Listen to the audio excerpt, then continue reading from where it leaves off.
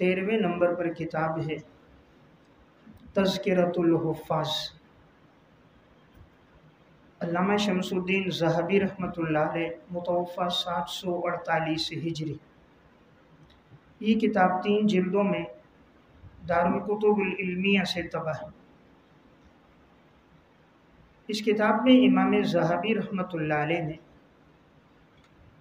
حضرات صحابہ اکرام کے دور سے لے کر اپنے زمانے تک جو کبار محدثین، ائمہ فن اور ائمۃ الجرح والتعدیل اور بڑے بڑے محدثین اور روات کا تذکرہ کیا ہے، یعنی ایسے لوگ جن کی طرف حدیث کی صحت اور ضعف میں رجوع کیا جاتا ہے، اور جو اپنے دور کے بڑے نامور اہل علم میں سے ہیں، ان کا تذکرہ انہوں نے اس کتاب میں کیا۔ تو یہ کتاب کوئی باقاعدہ تاریخ کی کتاب تو نہیں ہے، البتہ اس میں محدثین، کبار اہل علم اور ائمہ جرح و تعدیل اور وہ حضرات جن کو ہزاروں لاکھوں احادیث یاد ہے، ان کا تذکرہ ہے۔ تو اس اعتبار سے یہ کتاب بڑی مفید ہے۔ امام ذہبی رحمۃ اللہ علیہ کی اس کتاب کی افادیت کی وجہ سے بہت سے اہل علم نے اس کتاب پہ ذیل لکھا۔ ذیل کا مطلب یہ ہوتا ہے کہ جو چیزیں ان سے رہ گئیں یا جو ان کے بعد ائمہ میں سے آئے، ان کا تذکرہ کیا۔ مثلا اس کتاب پر ایک ذیل لکھا ہے امام ابو المحاسن محمد بن علی حسینی دمشقی رحمۃ اللہ علیہ، متوفی 765 ہجری، اور اس کا نام ہے ذیل طبقات الحفاظ۔ ذیل طبقات الحفاظ، اس میں انہوں نے یہ کیا کہ جو ائمہ محدثین امام ذہبی کے بعد آئے، ان کا تذکرہ انہوں نے اپنے اس ذیل میں کیا۔ دوسرا اس پہ مشہور ذیل لکھا ہے علامہ تقی الدین مالکی رحمۃ اللہ علیہ، متوفی 871 ہجری، اس کا نام ہے لحظ الالحاظ بذیل طبقات الحفاظ۔ لحظ الالحاظ بذیل طبقات الحفاظ، اس میں انہوں نے یہ کیا کہ امام ذہبی رحمۃ اللہ علیہ اور امام ابو المحاسن کے بعد جو اہل علم آئے ہیں، ان کا تذکرہ کیا۔ تو اس اعتبار سے یہ کتاب بھی بڑی مفید کتاب ہو گئی، تو بہتر ہے آدمی اس کو ان دونوں ذیلوں کے ساتھ اپنے مطالعے میں رکھے۔ نمبر 14، العبر فی خبر من غبر۔ العبر فی خبر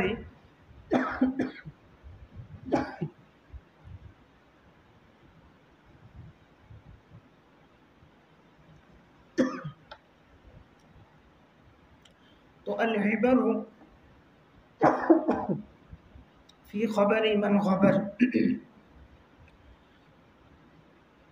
یہ بھی امام ذہبی رحمۃ اللہ علیہ کی کتاب ہے۔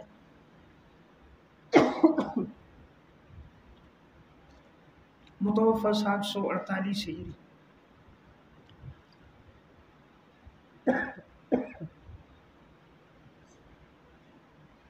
یہ کتاب بھی تاریخ الاسلام سے ماخوذ ہے، البتہ اس کتاب میں ان کی ترتیب یہ ہے، انہوں نے سن ہجری کی ترتیب پر شروع کر کے 741 ہجری تک، شروع سے لے کر 741 ہجری تک جتنے بھی اہل علم آئے ہیں، ان کے مختصر تراجم اس میں لکھے ہیں اور تاریخ کے مشہور واقعات اس میں لکھے ہیں۔ اہل علم کے تراجم بھی ہیں اور تاریخ کے مشہور واقعات کا بھی اس میں ذکر ہے۔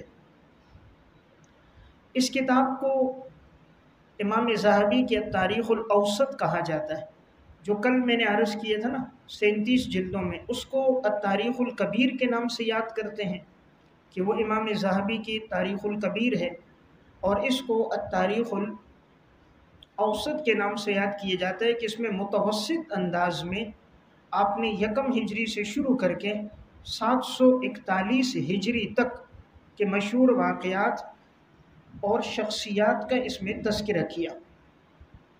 اس میں ان کا اسلوب یہ ہے کہ یہ سن ہجری کا عنوان قائم کرتے ہیں، مثلا 1 سن ہجری، 2 سن ہجری، 3، پھر اس میں جو مشہور واقعہ، مشہور اہل علم جن کا انتقال ہوا ان کی سوانح لکھتے ہیں۔ اس کتاب پر ذیل لکھا ہے علامہ حسینی رحمۃ اللہ علیہ، علامہ حسینی نے ذیل لکھا، اور 741 ہجری سے 763 ہجری تک، 741 سے 763 تک اس زمانے میں جتنے اہل علم آئے، مشہور واقعات ہیں، انہوں نے اس کا بھی تذکرہ کیا۔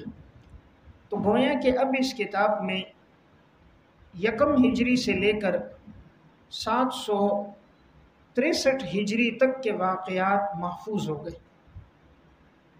یہ کتاب 2 جلدوں میں دارالفکر سے طبع ہے، تو کوئی اگر متوسط انداز میں پڑھے تو شخصیات اور حالات پر یہ ایک اچھی کتاب ہے۔ نمبر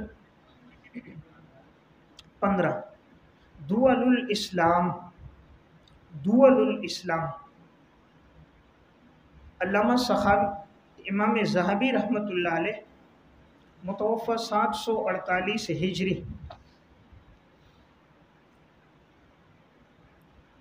امام ذہبی رحمۃ اللہ علیہ کی یہ جو کتاب ہے، اس میں انہوں نے اختصار کے ساتھ تاریخی واقعات کا تذکرہ کیا ہے۔ اس کتاب کا رخ شخصیات نہیں ہے بلکہ تاریخ ہے، اور حضرت ابو بکر صدیق رضی اللہ تعالیٰ عنہ کے دور سے انہوں نے شروع کیا، اور پھر اپنے زمانے تک جتنے بادشاہ آئے ہیں، خلفاء آئے ہیں، وزراء آئے ہیں، ان کے مختصر حالات لکھے۔ دیکھیں اس کتاب میں تراجم کا تذکرہ نہیں ہے، ان کا موضوع اس میں تراجم نہیں ہے بلکہ بادشاہوں کا تذکرہ، آنے والے نامور خلفاء کا تذکرہ ہے۔ اسی لیے اس میں خلفائے راشدین، عبداللہ بن زبیر، ہارون الرشید اور ان کے بعد کے ادوار کے بادشاہوں کا ذکر کیا۔ اس میں 744 ہجری تک آنے والے جتنے خلفاء، وزراء، بادشاہ ہیں، سب کے حالات ہیں۔ تو گویا 750 سال کی یہ تاریخ ہے۔ یہ کتاب 2 جلدوں میں دار احیاء التراث الاسلامی سے طبع ہے، دار احیاء التراث الاسلامی سے۔ تو کیا بات سمجھ آئی؟ یہ امام ذہبی رحمۃ اللہ علیہ کی گویا تیسری کتاب ہو گئی۔ دیکھیں بڑی کتاب تھی التاریخ الکبیر، التاریخ الاسلام جس کا نام تھا، دوسری میں نے عرض کیا العبر فی خبر من غبر، جس کو تاریخ الاوسط کہا جاتا ہے۔ اس کتاب کو امام ذہبی کی تاریخ الصغیر کہتے ہیں، کہ یہ امام ذہبی کی چھوٹی کتاب ہے، اور اس میں ترتیب بادشاہوں کے حالات کی ہے، تراجم کا تذکرہ نہیں۔ اب اس کتاب پر جو ذیل لکھا ہے نمبر 16، میں وہ ذیل پہلے عرض کر دوں تاکہ بات سمجھنا آسان ہو۔ اس کا نام ہے وجیز الکلام فی الذیل علی دول الاسلام، وجیز الکلام فی الذیل علی دول الاسلام، علامہ سخاوی رحمۃ اللہ علیہ، متوفی 902 ہجری۔ انہوں نے یہ کیا کہ امام ذہبی نے چونکہ 744 ہجری تک لکھا تھا نا، انہوں نے 745 ہجری سے شروع کر کے 898 ہجری تک جتنے بھی بادشاہ خلفاء آئے ان کا تذکرہ کیا اور مختصر تاریخ لکھی۔ شروع کہاں سے کیے؟ 745 سے۔ اختتام کہاں پہ کیا؟ 898 میں۔ 902 میں تو ان کا انتقال ہوا ہے۔ 898 تک تو گویا اس میں 150 سال کی تاریخ آ گئی۔ 750 سال امام ذہبی نے لکھی اور 150 سال علامہ سخاوی رحمۃ اللہ علیہ نے لکھی۔ یوں 900 سال کے بادشاہوں کی تاریخ وجیز الکلام میں اور اس کے ذیل میں آ گئی، دول الاسلام اور وجیز الکلام۔ تو اصل کتاب تھی دول الاسلام اور اس پر ذیل علامہ سخاوی کا وجیز الکلام فی ذیل علی دول الاسلام۔ اس کتاب میں ان کا اسلوب یہ ہے کہ یہ عنوان ڈالتے ہیں، مثلا 1 ہجری، 2 ہجری، 3 ہجری، اس طرح ترتیب سے واقعات لکھتے ہیں۔ اس کتاب میں جہاں تاریخی واقعات ہیں وہاں ساتھ ساتھ علماء، فقہاء، قراء اور زہاد کے تراجم بھی علامہ سخاوی نے مختصر لکھے۔ اس میں بادشاہوں کے حالات قدر تفصیل کے ساتھ ہیں۔ اس کا سب سے اچھا نسخہ وہ ہے جو 4 جلدوں میں دکتور بشار عواد کی تعلیق اور تحقیق کے ساتھ مؤسسۃ الرسالہ سے طبع ہے۔ دکتور بشار عواد کی تعلیق اور تحقیق کے ساتھ 4 جلدوں میں مؤسسۃ الرسالہ سے جو نسخہ طبع ہے، تو اگر کوئی ساتھی پڑھنا چاہے تو وہ پڑھے۔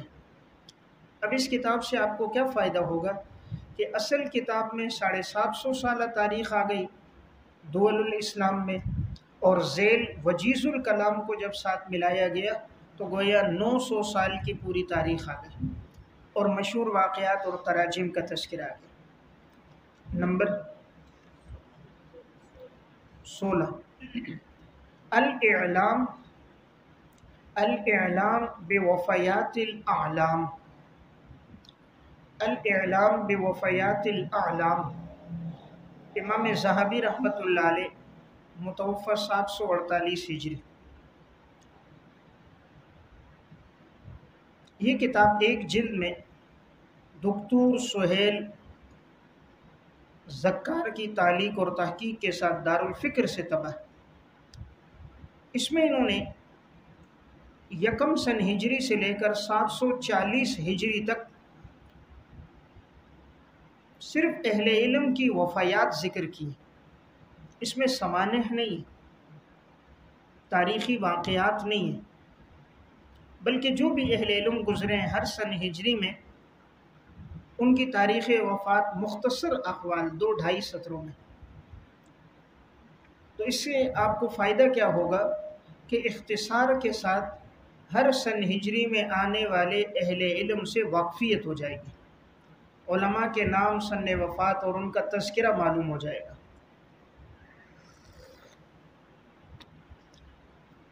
نمبر 17 الذیل علی ذیل العبر۔ الذیل علی ذیل العبر، علامہ عراقی رحمۃ اللہ علیہ، متوفی 806 ہجری۔ انہوں نے امام ذہبی رحمۃ اللہ علیہ کی العبر پر ذیل لکھا ہے، جس میں انہوں نے 741 ہجری سے لے کر 763 ہجری تک کے اہل علم کے احوال اور تراجم لکھے۔ 741 سے لے کر 763 ہجری تک۔ لیکن اس کتاب کے بارے میں حاجی خلیفہ رحمہ اللہ کشف الظنون میں لکھتے ہیں وَقَدْ تَسَاهَلَ فِيهِ وَلَيْسَ هُوَ عَلَى قَدْرِ عِلْمِهِ وَالْأَكْثَرُ مِنْهُ مِنْ ذَيْلِ الْحُسَيْنِ۔ کہتے ہیں کہ یہ جو علامہ عراقی کا ذیل ہے اس میں بہت تساہل سے کام لیا ہے، اور یہ زیادہ تر ماخوذ ہے علامہ حسینی کے ذیل سے، اور یہ ان کے علم کے مطابق نہیں ہے، یعنی جس طرح ان کی جلالت شان اور مقام اور مرتبہ ہے اس اعتبار سے یہ ذیل نہیں ہے۔ علامہ عراقی کا تو بہت بڑا مقام ہے، حافظ ابن حجر کے استاذ ہیں، حدیث و رجال کی دنیا میں نامور عالم ہیں، لیکن اس ذیل سے ان کی جلالت شان کا اندازہ نہیں ہوتا۔ نمبر 18، الذیل علی ذیل العبر، الذیل علی ذیل العبر فی خبر من غبر، الذیل علی ذیل العبر فی خبر من غبر۔ علامہ عراقی رحمۃ اللہ علیہ کے بیٹے ہیں ولی الدین عراقی، امام ابو زرع ولی الدین عراقی رحمۃ اللہ علیہ، متوفی 826 ہجری۔ یہ انہوں نے اپنے والد علامہ عراقی کی کتاب پہ ذیل لکھا ہے۔ دیکھیں ان کے والد علامہ عراقی نے ذہبی کی کتاب پہ ذیل لکھا نا، امام ذہبی نے 1 ہجری سے شروع کیا تھا 740 تک، تو علامہ عراقی نے 741 سے شروع کیا تھا 763 تک، تو بیٹے نے 763 سے شروع کیا ہے اور اس کو پہنچایا ہے 825 تک، 26 میں اس کا انتقال ہو گیا، 825 تک۔ تو گویا بیٹے نے اپنے والد کی کتاب پر ذیل لکھا ہے، 763 ہجری سے شروع کر کے 763 سے شروع کر کے 825 تک کا تذکرہ کیا۔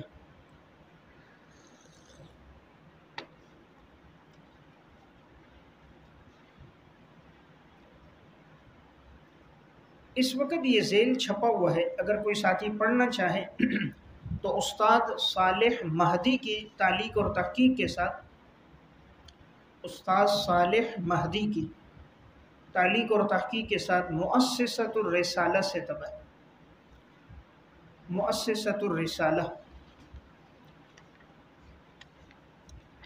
نمبر 19، البدایہ والنہایہ،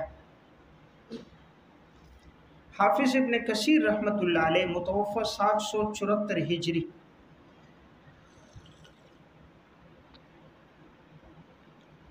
یہ کتاب اس وقت 15 جلدوں میں بھی طبع ہے دارالفکر سے، اور پاکستانی نسخے میں 7 ضخیم جلدوں میں طبع ہے۔ حافظ ابن کثیر مسلک کے اعتبار سے شافعی عالم گزرے ہیں۔ اللہ تعالیٰ نے ان سے 4 بڑے اہم کام لیے۔ نمبر 1، ان کا ایک بہت بڑا اہم کام ہے تفسیر القرآن العظیم المعروف تفسیر ابن کثیر۔ قرآن کریم کی انہوں نے تفسیر لکھی ہے، تفسیر القرآن العظیم المعروف تفسیر ابن کثیر، تفسیر بالروایہ میں اس کا شمار ہوتا ہے۔ اس تفسیر میں انہوں نے احادیث اور روایات کے ذریعے سے قرآنی آیات کی تشریح کی ہے۔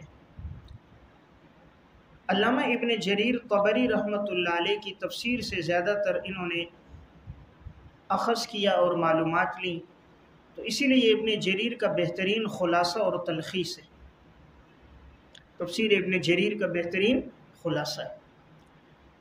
حافظ ابن کثیر کا مزاج تھا محققانہ، ناقد مزاج کے، اس لیے تفسیر ابن کثیر میں جہاں کوئی روایت غیر مستند آئی ہے جس پر کلام ہے تو انہوں نے حاشیے میں اس کو ذکر کیا، اور اکثر متن میں بھی بیان کیا کہ یہ روایت کا یہ حکم ہے، اس راوی پہ کلام ہے۔ تو اس لیے اگر آپ نے تفسیر بالروایہ میں پڑھنا ہے، اس تفسیر کو پڑھو، تو راویوں پر بھی کلام کیا ہے، روایت پر بھی کلام کیا، روایت کا حکم بھی بیان کیا اور راجح طرق کی نشاندہی بھی کی۔ دوسرا ان کا ایک عظیم کام ہے جامع المسانید والسنن، جامع المسانید والسنن، یہ 37 جلدوں میں کتاب ہے۔ اس میں ان کی ترتیب یہ ہے کہ انہوں نے صحابہ اکرام کی ترتیب پر احادیث کو جمع کیا۔ مثلا حضرت ابو ہریرہ کی سب روایتیں ایک ساتھ، حضرت انس بن مالک کی روایتیں ایک ساتھ، حضرت ابو سعید خدری کی روایتیں ایک ساتھ، تو صحابہ کی ترتیب پہ روایتوں کو جمع کیا۔ کتاب کا نام جامع المسانید والسنن۔ اس کا فائدہ یہ ہوتا ہے اگر آپ کو کسی ایک صحابی کی روایات یکجا دیکھنی ہو تو آپ اس کتاب میں دیکھیں گے، نمبر 2 فائدہ یہ ہوتا ہے کہ اس صحابی کے بارے میں تمام روایات جب سامنے آ جائیں تو بعض روایتوں میں اگر ان سے اختصار ہوتا ہے، بعض میں وضاحت ہوتی ہے، بعض میں ابہام ہوتا ہے، بعض میں تشریح ہوتی ہے، تو مکمل ذخیرہ حدیث ان سے جو مروی ہے وہ ایک کتاب میں سامنے آتا ہے۔ تیسری ان کی جو معروف کتاب ہے وہ یہ البدایہ والنہایہ، جو ان کی تاریخ پر یہ کتاب ہے، اور چوتھی ان کی اصول حدیث پر ہے معروف اختصار علوم الحدیث، اختصار علوم الحدیث اصول حدیث پر ہے۔ ان کی ایک طبقات الشافعیہ بھی ہے، شوافع کے حالات لکھیں لیکن وہ مختصر ہے، طبقات الشافعیہ کے نام سے شوافع کی سوانح۔ تو بہرحال اللہ تعالیٰ نے ان سے تفسیر میں بھی کام لیا، حدیث میں بھی لیا، تاریخ میں بھی لیا۔ اب ان کا یہ مزاج ناقدانہ کیسے بنا؟ دیکھیں ان کے سسر ہیں امام مزی رحمۃ اللہ علیہ، 742 میں انتقال ہے، امام مزی متوفہ 742 ہجری، یہ ان کے سسر ہیں، اور رجال کے اندر اللہ نے ان کو بڑی مہارت دی۔ اس وقت جو سب سے بڑی کتاب شمار ہوتی ہے وہ ہے تہذیب الکمال فی اسماء الرجال، 35 جلدوں میں، تہذیب الکمال فی اسماء الرجال، صحاح ستہ کے جو رجال ہیں ان پر سب سے مفصل کتاب یہی ہے۔ اس میں انہوں نے ہر راوی کے جتنے اساتذہ ہیں، جتنے تلامذہ ہیں، اہل علم کی ان کے بارے میں جو آراء ہیں، سن وفات میں اقوال ہیں، ان سے مروی اپنی سند سے روایات ہیں، سب کا ذکر کیا۔ تو امام مزی بہت بڑا محدث ہے۔ ان کی دوسری معروف کتاب ہے تحفۃ الاشراف بمعرفۃ الاطراف، اس میں احادیث کے انہوں نے اطراف ذکر کیے۔ مثلا آپ کو حدیث کا ایک ٹکڑا یاد ہے، انما الاعمال بالنیات، آگے نہیں یاد تو وہ ایک ٹکڑا آپ دیکھو گے یہ بتا دے گا یہ فلاں فلاں کتاب میں فلاں فلاں جگہ ہے۔ تو یہ بھی ایک بہت کمال کی بات ہے کہ حدیث کے ایک ٹکڑے سے پوری حدیث کی نشاندہی کر دینا کہ یہ کن کن کتابوں میں کن جگہوں پر آیا، اس کی وضاحت۔ تو کتاب کا نام تحفۃ الاشراف بمعرفۃ الاطراف، تو یہ بھی کس کی کتاب ہے؟ امام مزی کی۔ اس کتاب کو اگر آپ نے پڑھنا ہے تو وہ نسخہ پڑھنا جس پر حافظ ابن حجر کا ذیل ہے، اس کے ذیل کا نام ہے النکت الظراف علی الاطراف، النکت الظراف علی الاطراف۔ تو امام مزی کی کتاب کو اگر حافظ کے ذیل کے ساتھ مطالعہ کیا جائے گا تو زیادہ فائدہ ہوگا۔ جو چیزیں امام مزی سے چھوٹ گئیں ان کا اضافہ ہے، بعض جگہ تسامحات کی نشاندہی ہے، اور دیگر اہم معلومات کا تذکرہ۔ تو بہرحال میں عرض کر رہا تھا امام مزی حافظ ابن کثیر کا سسر ہے۔ تو جب ان کو ادھر سے ان کی صحبت ملی اور ادھر ان کو صحبت امام ذہبی کی بھی ملی ہے، حافظ ابن کثیر کو علامہ ابن تیمیہ رحمۃ اللہ علیہ کے ساتھ بھی ان کا کچھ تعلق رہا، وہ بھی صحبت رہی، اور یہ 8ویں صدی تھی محدثین کی، بڑے بڑے علماء کی، اس لیے سارے بڑے علماء جید محدث اسی صدی میں گزرے ہیں، تو اللہ نے اسی لیے ان کو حدیث کے اندر ایک بڑا تبحر عطا فرمایا۔ 8ویں صدی میں کون لوگ ہیں؟ میں چند ایک کے نام عرض کرتا ہوں، ممکن ہے تو آپ سن وفات کے ساتھ لکھ لو اس 8ویں صدی میں کون کون آئے۔ مثلا علامہ ابن دقیق العید رحمۃ اللہ علیہ، متوفہ 702 ہجری،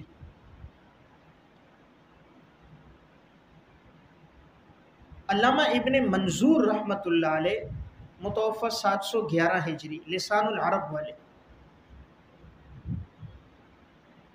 شیخ الاسلام علامہ ابن تیمیہ رحمۃ اللہ علیہ، متوفہ 728 ہجری۔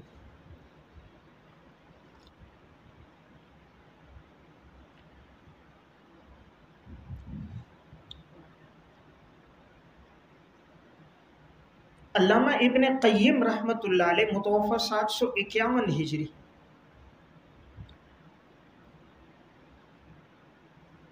امام مزی رحمۃ اللہ علیہ 742 ہجری۔ امام ذہبی رحمۃ اللہ علیہ، متوفہ 748 ہجری۔ علامہ ابن عبد الہادی حنبلی رحمۃ اللہ علیہ، متوفہ 744 ہجری، ابن عبد الہادی حنبلی۔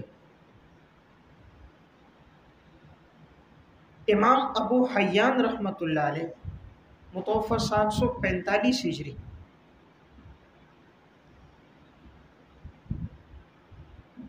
علامہ तक़ीउद्दीन सुब्की रहमतुल्लाह अलैह, मुतवफ़्फ़ा 756 हिजरी।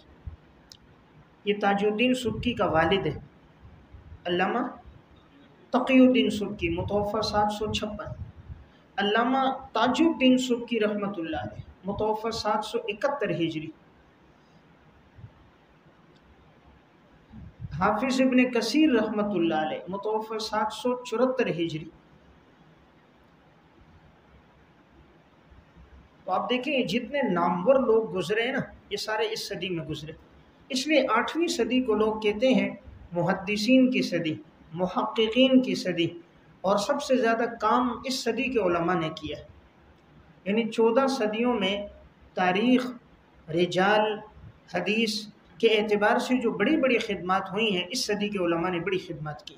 तो मैं अर्ज़ कर रहा था इब्न कसीर रहमतुल्लाह अलैह को अल्लाह ताला ने बड़ा मकाम अता फरमाया, और बात चल रही थी इनकी किताब अल बिदाया वन निहाया। इस किताब का नाम अल बिदाया इसलिए है कि इन्होंने कायनात के आगाज़ से इसको शुरू किया, जब से कायनात बनी है उस वक़्त से शुरू किया, और निहाया इसलिए कि क़यामत की अलामात का भी तज़किरा है। जब क़यामत आएगी और कायनात का इख्तिताम होगा तो उसका भी तज़किरा है, इस एतबार से अल बिदाया वन निहाया। इस किताब में इन्होंने शुरू में कायनात की पैदाइश का तज़किरा किया, फिर हज़रात अंबिया अलैहिस्सलाम का तरतीब के साथ तज़किरा किया। इसलिए इसकी इब्तिदाई जिल्द अंबिया अलैहिस्सलाम की गोया सवाने हैं। आपने देखा वो अलग से भी छपी है, क़ससुल अंबिया, हाफिज़ इब्न कसीर की अंबिया अलैहिस्सलाम के वाक़यात। तो वो तमाम क़िस्से आपको इस किताब में मिलेंगे। इसमें इन्होंने सनदें हटा दी, मुकर्ररात हटा दिए, सिर्फ मग़ज़ को पेश किया, यानी सारी मुफीद मालूमात यकजा, तरतीब के साथ यकजा। दीगर किताबों में चूँकि सनद होती है, जैसे इब्न जरीर की तारीख़ तबरी है, अल मुंतज़म है, तो बाज़ बातें एक सनद से मिलती है, दूसरी नहीं मिलती, तो इनक़िता होता है, पूरा वाक़या एक साथ नहीं होता। इसमें पूरा वाक़या आपको एक साथ मिलेगा, ये इसकी इफ़ादियत है। और फिर इसके बाद इन्होंने आप सल्लल्लाहु अलैहि वसल्लम की सीरत इसमें बड़ी तफसील से लिखी है, तकरीबन पूरी 2 जिल्दों में सीरत है।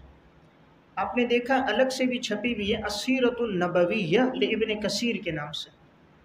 अभी इसका नुस्खा 4 जिल्दों में मैंने देखा है, मुहक्कक आया है अस्सीरतुन नबविय्या लिइब्न कसीर।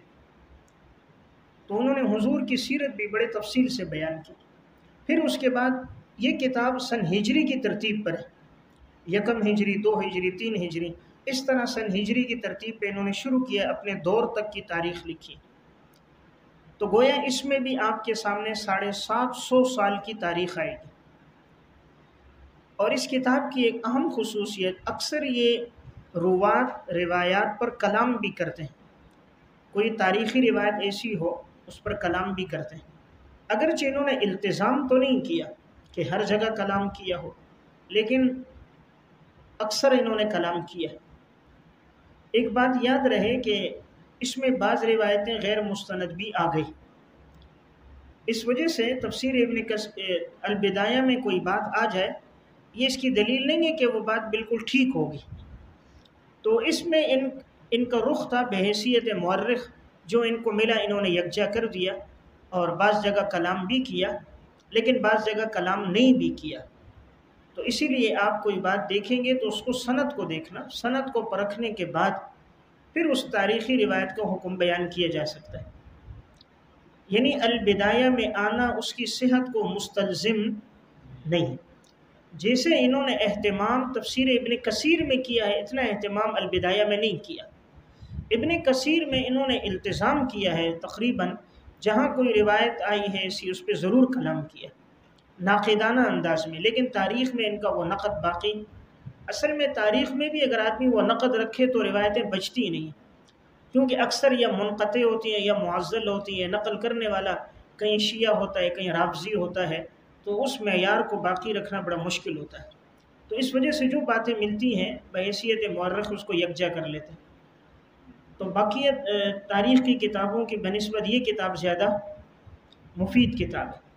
इसके आखिर में जो क़यामत की अलामात हैं वो अलग से भी छपी, तो अगर कोई साथी पढ़ना चाहे, उसका नाम है अन-निहाया फ़िल फ़ितन वल मलाहिम, अन-निहाया فی الفتن والملاحم، فتنوں اور جنگوں کے بارے میں۔ تو دیکھیں ابن کثیر کی اس کتاب سے 4 کتابیں بن گئیں۔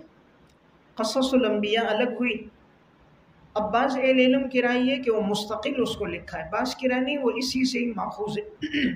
اسی طرح ان کی السیرۃ النبویہ لابن کثیر، تو اس میں بھی اکثر کی رائے یہ کہ اسی سے ماخوذ ہے، اور بعض لکھتے ہیں کہ نہیں، وہ انہوں نے مستقل لکھی، اس میں معلومات زیادہ لکھی۔ اسی طرح قیامت کی علامات النہایہ فی الفتن والملاحم، اکثر اس میں وہی حصہ ہے جو انہوں نے نہایہ میں لکھا ہے۔ تو اگر اس کتاب کا آپ نے اردو ترجمہ پڑھنا ہے، وہ بھی چھپا ہوا ہے، نفیس اکیڈمی سے بھی طبع ہے اس کا اردو ترجمہ، اور دارالاشاعت سے بھی طبع ہے۔ بہتر یہ ہے کہ آدمی اصل کتاب کو اپنے مطالعے میں رکھے۔ نمبر 20، تاریخ ابن خلدون۔ علامہ ابن خلدون رحمۃ اللہ علیہ متوفہ 808 ہجری، یہ تاریخ 8 ضخیم جلدوں میں طبع ہے دارالفکر سے۔ علامہ ابن خلدون کی پیدائش 732 ہجری میں ہوئی اور وفات 808 ہجری میں۔ اس کی پہلی جلد میں مقدمہ ہے، اور یہ مقدمہ بڑا ہی مفید مقدمہ ہے، اور اسے مقدمہ ابن خلدون کہا جاتا ہے۔ اس مقدمے کی افادیت کی وجہ سے بہت سی زبانوں میں اس کا ترجمہ ہوا ہے، اور بعض جگہ یونیورسٹیوں کے مطالعے کے نصاب میں یہ ترجمہ شامل بھی ہے۔ اس مقدمے میں انہوں نے کل 50 فصلیں قائم کی، 50 فصلیں، اور ہر فصل میں بڑی انوکھی، دلچسپ اور نادر معلومات ذکر کی ہیں۔ مثلا اس میں انہوں نے تاریخ کی اہمیت، مذاہب تاریخ، مورخین کی غلطیاں، دنیا کی آبادی، کسب و معاش، انسانی آبادی کا تذکرہ، آب و ہوا کے اثرات، نبوت کی حقیقت، کہانت کی حقیقت، خوابوں کی حقیقت، شہروں کی بنسبت دیہات خیر و صلاح کے زیادہ قریب ہوتے ہیں، اس کا تذکرہ، نسب کس طرح بگڑتے ہیں اس کا ذکر کیا ہے، خلافت اور بادشاہت کے درمیان کیا فرق ہے، دنیا کی بڑی بڑی مسجدیں کون سی ہیں، اور اسی طرح امام مہدی کا ذکر کیا۔ لیکن ایک بات یاد رہے، علامہ ابن خلدون اس کا قائل ہے کہ امام مہدی کے بارے میں ساری روایات غیر مستند ہیں، اور یہ امام مہدی کے قائل نہیں ہیں، لیکن یہ ان کا تفرد ہے۔ اہل سنت والجماعت امام مہدی کے قائل ہیں، اور ان کا تذکرہ صحیح اور حسن روایات میں موجود ہے۔ علامہ ابن خلدون اس کے قائل تھے کہ جتنی بھی روایات ہیں سب پر کلام ہے، سب ضعیف ہیں، اور اس درجے کی نہیں ہے کہ ان سے استدلال کیا جا سکے۔ تو بعد کے لوگ انہی کے ترجمے اور مقدمے کو دیکھ کر ان باتوں کو آج اردو میں بھی ذکر کرتے ہیں، جیسے اردو ڈائجسٹ میں بھی اس پہ لکھا گیا۔ پھر حضرت مفتی نظام الدین شامزئی شہید نور اللہ مرقدہ، حضرت نے اس پر پھر کتاب بھی لکھی تھی، اسلام میں مہدی کا تصور۔ ایک تو ہے اسلام میں مہدی کا تصور، تو اس میں مہدی کے بارے میں تمام روایات، آثار اس کو یکجا کیا ہے، اور اسی طرح جن جن روایتوں پر کلام کیا گیا ہے جو مہدی کے منکر ہیں ان کے جوابات بھی دیے گئے۔ تو ایک کتاب اسلام میں مہدی کا تصور ان کی ہے مولا محمد اقبال صاحب کی، ایک شیخ الاسلام مولا حسین احمد مدنی صاحب رحمۃ اللہ علیہ کی الخلیفۃ المہدی فی الاحادیث الصحیحہ، الخلیفۃ المہدی فی الاحادیث الصحیحہ، صحیح روایات میں خلیفہ مہدی کا تذکرہ۔ باقی آپ کو اچھی تفصیلی علمی معلومات ملیں گی ترجمان السنہ میں، مولانا بدر عالم میرٹھی صاحب رحمۃ اللہ علیہ کی، یہ احادیث کی بڑی عالمانہ اور محققانہ اس میں تشریح ہے۔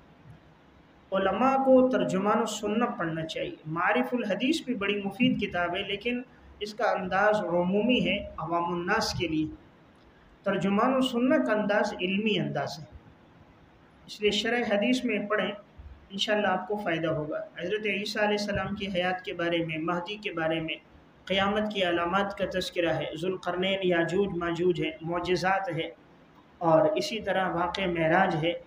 تو اس میں آپ کو عقلی مباحث بھی ملیں گے، کس میں؟ ترجمان السنہ میں۔ یہ مولانا بدر عالم میرٹھی وہی ہیں جنہوں نے فیض الباری لکھی، جو شاہ صاحب رحمۃ اللہ علیہ کے افادات صحیح بخاری کے فیض الباری وہ انہوں نے جمع کی۔ تو میں عرض کر رہا تھا کہ ابن خلدون رحمہ اللہ نے مہدی کے بارے میں جو اعتراضات کیے ہیں، بعد کے اہل علم نے تفصیلاً اس کے جوابات دیے ہیں، اور امام مہدی کا تذکرہ صحیح اور حسن روایات میں موجود ہے۔ اس مقدمے کا اردو میں ترجمہ مکتبۃ المیزان لاہور سے طبع ہے، تو اگر ممکن ہو آپ ترجمے کو اپنے مطالعے میں رکھیں، بہت سی نادر معلومات سامنے آتی ہیں۔ ایک یہ مقدمہ اور ایک تفسیر حقانی کا مقدمہ۔ تفسیر حقانی مولانا عبدالحق حقانی، یہ چونکہ سر سید احمد خان کے رد میں لکھی گئی تھی تفسیر۔ سر سید احمد خان نے معجزات کا انکار کیا تھا، تو انہوں نے اس کے رد میں جب یہ تفسیر لکھی تو مقدمہ بڑا علمی اور محققانہ لکھا، معجزات کا ثبوت ان کے نظریات کی انہوں نے مدلل تردید کی۔ تو یہ دو مقدمات مطالعے میں ہونے چاہیے، تفسیر حقانی کا اور مقدمہ ابن خلدون کا۔ علامہ ابن خلدون کی یہ جو تاریخ ہے، اس میں انہوں نے سند کا اہتمام نہیں کیا، بغیر سند کے روایات کو، واقعات کو جوڑا، لیکن ان کا انداز اس لیے اچھا ہے کہ یہ پوری تاریخی بات کو ایک ساتھ بیان کرتے ہیں، یعنی ایک شخصیت کے پورے حالات ایک ساتھ ہیں۔ مثلا ہارون الرشید بادشاہ ہے، مامون ہے، معتصم ہے، سب کے حالات آپ کو ایک ساتھ ملیں گے۔ دیگر کتابوں میں یہ ہوتا ہے سن ہجری کی ترتیب پر ہوتا ہے، کسی کا پہلے، کسی کی وفات بعد میں ہوئی ہے، اس کا بعد میں، تو ایک تسلسل نہیں ہوتا، اس میں تسلسل ہے۔ اور اس کو پڑھنے سے یہ ہوتا ہے کہ ہر بات والی بات پہلے سے مربوط نظر آتی ہے، یعنی پہلے بادشاہوں نے اس طرح زندگی گزاری، اس کا نتیجہ یہ نکلا، یہ فتنے سامنے آئے اور یہ جنگیں سامنے آئی، یہ احوال سامنے آئے، تو کتاب کو آدمی مربوط انداز میں تاریخ پڑھ رہا ہوتا ہے، تو انداز اس کا مربوط ہے، مسلسل ہے، ترتیب اس کی عمدہ ہے۔ البتہ احادیث میں تحقیق کی جائے، روایات کے اندر جب تک تحقیق نہ ہو اسے آدمی آگے بیان نہ کرے۔ انہوں نے خاص طور پہ جو خلافت بنو امیہ ہے، خلافت بنو عباس ہے، خلافت عثمانیہ ہے، الدولۃ العلویہ ہے، اندلس کے حالات ہیں، قسطنطینیہ کی فتوحات اور بادشاہت ہیں، ان کو تفصیل سے لکھا ہے۔ اس کتاب سے فائدہ یہ ہوگا، آپ کے سامنے 800 سالہ تاریخ آ جائے گی۔ ابن کثیر کی کتاب میں سن ہجری کی ترتیب تھی، اور اس کتاب میں بادشاہوں کی ترتیب پر ہے، ایک کے بعد دوسرا بادشاہ، تیسرا ہے، یہ ترتیب۔ تو تاریخی اعتبار سے یہ ترتیب زیادہ مفید ہوتی، اور سن ہجری کی ترتیب تراجم اور سوانح کے لحاظ سے مفید ہوتی۔ کسی کی سوانح پڑھنی ہے، حالات اس اعتبار سے وہ مفید ہے، تاریخ کے لحاظ سے یہ مفید ہے۔ تو بہرحال یہاں تک میں نے عرض کر دیا، کل کتابیں ہو گئی 20۔